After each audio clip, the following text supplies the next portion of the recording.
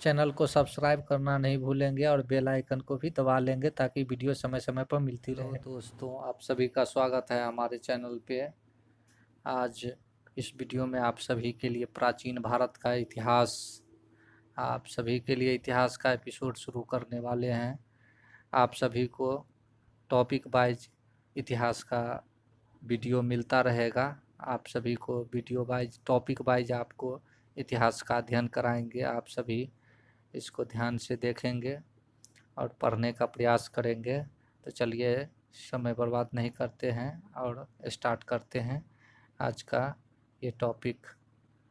चलिए यहाँ से शुरू करते हैं। इतिहास का परिभाषा से शुरू करते हैं। किसी व्यक्ति, समाज अथवा देश से संबंधित महत्वपूर्ण, विशिष्ट व सार्वजनिक क्षेत्र की घटनाओं, तथ्यों आदि का कालक्रमिक विवरण, क्रोनोलॉजिकल डिस्क्रिप्शन इतिहास हिस्ट्री कहलाता है। इतिहास का पिता किसे कहा जाता है? हेरोडोटस को। चलिए आगे बढ़ते हैं।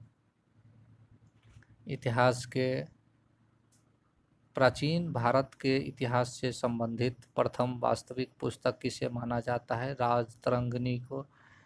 उत्कीर्ण चिन्ह वाले प्राचीनतम सिक्के क्या कहलाते हैं? आहत सिक्के, पंचमार्क सिक्के, पंचमार्क कॉइन्स। सिक्कों के अध्ययन को मुद्राशास्त्र, न्यूमिस्मेटिक्स कहा जाता है। भारत में प्रागैतिहासिक खोज प्रारंभ करने का श्रेय किसे दिया जाता है? डॉक्टर प्राइमरोज को। चलिए आगे बढ़ते हैं। इतिहास को 3 भागों में बांटा गया है, यहाँ देख सकते हैं। चलिए इसको देखते हैं। प्रागैतिहासिक काल, आद्य ऐतिहासिक काल और ऐतिहासिक काल। Pre historic period, proto historic period और हिस्टोरिकल पीरियड। इसमें देखते हैं प्रागैतिहासिक काल में, प्री हिस्टोरिक पीरियड में मानव उत्पत्ति से 3000 ईस्वी पूर्व तक का काल है। पुरातात्विक साक्ष्य अध्ययन का एकमात्र स्रोत क्योंकि लिखित साक्ष्य उपलब्ध नहीं था इस काल में। आद्य ऐतिहासिक काल, प्रोटो हिस्टोरिक पीरियड 3000 ईस्वी पूर्व से 6000 ईस्वी पूर्व तक का काल था। निम्नलिखित साक्ष्य उपलब्ध किंतु अपठनीय था। इस काल में जितने भी साक्ष्य मिले वो जिसको पढ़ा नहीं जा सका। चलिए, ऐतिहासिक काल, हिस्टोरिकल पीरियड 600 ईस्वी पूर्व से आगे का काल है। पुरातात्विक एवं साहित्यक दोनों प्रकार के साक्ष्य उपलब्ध है इस काल में। ये आगे बढ़ते हैं। प्राचीन भारतीय इतिहास को जानने के लिए किन स्रोतों का प्रयोग किया जाता है? धार्मिक ग्रंथ, ऐतिहासिक ग्रंथ, पुरातात्विक साक्ष्य तथा विदेशी विवरण। ब्राह्मी लिपि को सर्वप्रथम किस विद्वान ने पढ़ा था? जेम्स प्रिंसेप, 1837 ईस्वी में। चलिए आगे बढ़ते हैं। भारत के प्राचीनतम ग्रंथ वेदों का संकलनकर्ता किसे माना जाता है? महर्षि कृष्ण द्वैपायन वेद व्यास को माना जाता है। चलिए आगे बढ़ते हैं।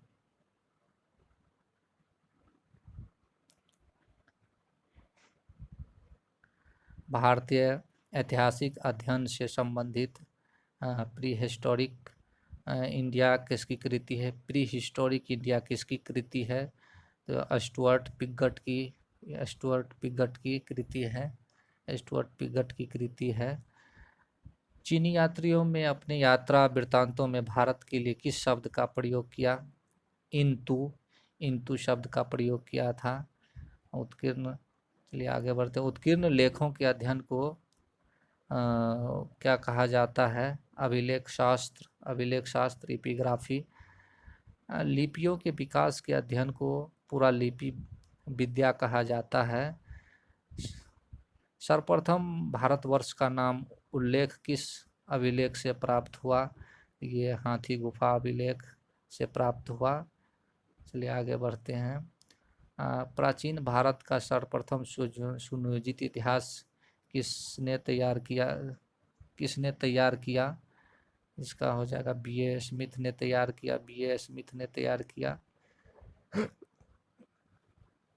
किया। चलिए आगे बढ़ते हैं। पौराणिक मान्यता के अनुसार भारत के प्राचीनतम राजा कौन थे? तो वैश्वस्त मनु को माना जाता है प्राचीनतम राजा। वायु पुराण में किस वंश का उल्लेख है? वायु पुराण में गुप्त वंश का उल्लेख है। वायु पुराण में गुप्त वंश का उल्लेख है।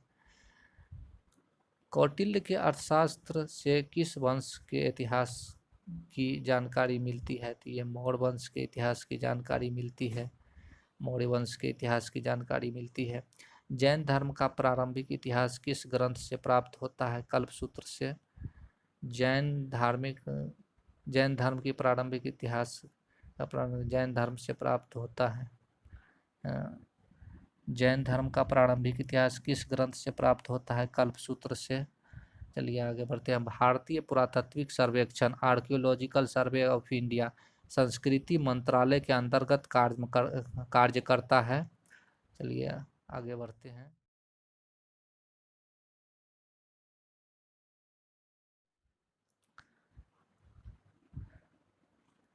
मत्स्य पुराण किस वंश से संबंधित है? तो आंध्र सातवाहन वंश से संबंधित है। आंध्र सातवाहन वंश से संबंधित है।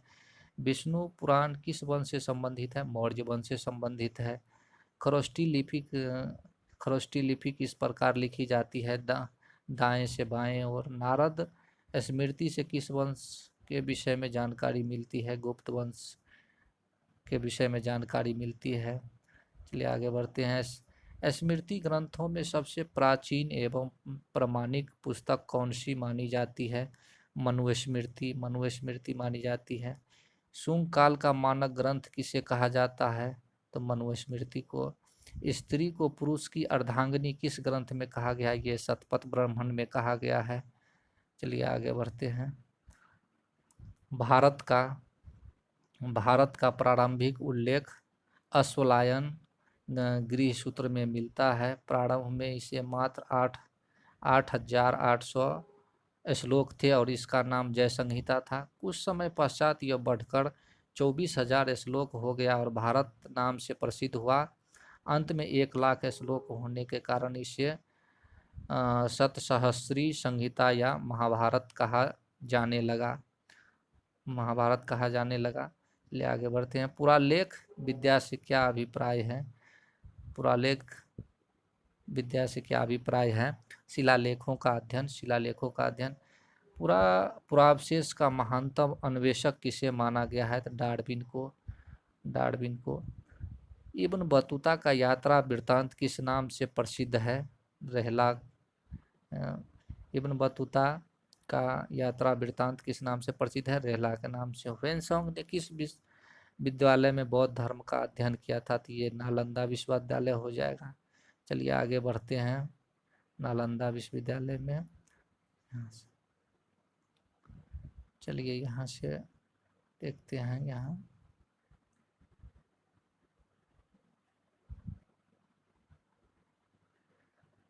प्रमुख अभिलेखों व शासक। अभिलेख और शासक। हाथी गुफा अभिलेख कलिंग नरेश खारवेल के द्वारा निर्मित है। एहोल अभिलेख पुलकेशिन द्वितीय का है। नासिक अभिलेख गौतमी बलश्री का है। जूनागढ़ अभिलेख रुद्रदामन का है। प्रयाग प्रशस्ति प्रयाग स्तंभ अभिलेख समुद्रगुप्त का है। मंदसौर अभिलेख मालवा नरेश यशोवर्मन का है। ग्वालियर अभिलेख प्रतिहार नरेश भोज का है। देवपारा अभिलेख बंगाल शासक विजय सेन का है। भीतरी व जूनागढ़ अभिलेख स्कंदगुप्त का है। बौद्ध स्तंभ लेख से किसकी जानकारी मिलती है? शुंग काल की जानकारी मिलती है। और बौद्ध स्तंभ लेख से शुंग काल की जानकारी मिलती है। ह्वेनसांग ने अपनी यात्रा वृत्तांत का वर्णन किस पुस्तक में किया है? तो सियूकी में। अरबी भाषा की पुस्तक किताब उल हिंद की रचना किसने की थी? अलबरूनी ने की थी। मोरक्को का यात्री इब्न बतूता भारत में मोहम्मद बिन तुगलक के दरबार में आया था तथा तुगलक ने उसे दिल्ली का काजी नियुक्त किया था।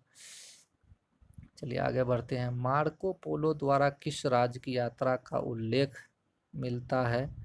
तो पांड्य राज्य की। पंतजलि के महाभाष्य से किस वंश के इतिहास का पता चलता है? तो शुंग वंश के इतिहास का पता चलता है, शुंग वंश के इतिहास का पता चलता है। चलिए आगे देखते हैं चीनी लेखकों का वर्णन, इसको देख लेते हैं। लेखक, समय, रचनाएं और यात्री विवरण। फाहियान 399 ईस्वी से 414 ईस्वी तक भारत में रहा। भारत दशा उनकी रचनाएं हैं। भारत दशा का विवरण, यह यात्री विवरण में, यह प्रथम चीनी यात्री था जिसने चंद्रगुप्त द्वितीय या विक्रमादित्य के समय भारत की यात्रा की थी। इसे गुप्त काल में वस्तु विनिमय का माध्यम कौड़ियाँ तथा चंद्रगुप्त मौर्य के राजप्रसाद राजमहल को देव निर्मित बताया है। आगे बढ़ते हैं।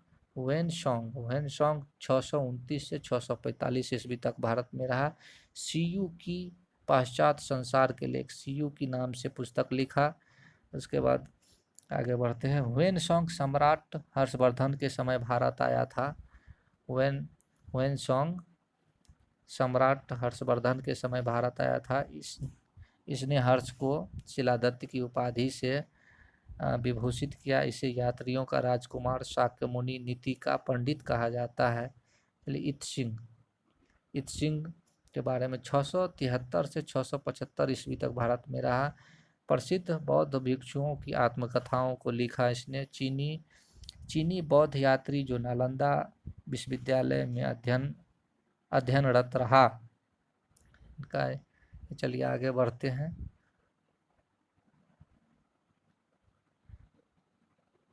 सती प्रथा का प्रथम लिखित साक्ष्य 510 ईस्वी में भानुगुप्त के एरन लेख में अर्न एडिक्ट से प्राप्त होता है।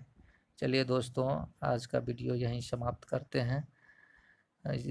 आज का ये टॉपिक यहीं समाप्त होता है। आप लोग सब्सक्राइब कर लेंगे चैनल को और बेल आइकन को भी दबा देंगे, आपको सबसे पहले वीडियो मिलता रहेगा। चलिए नमस्कार, जय हिंद दोस्तों।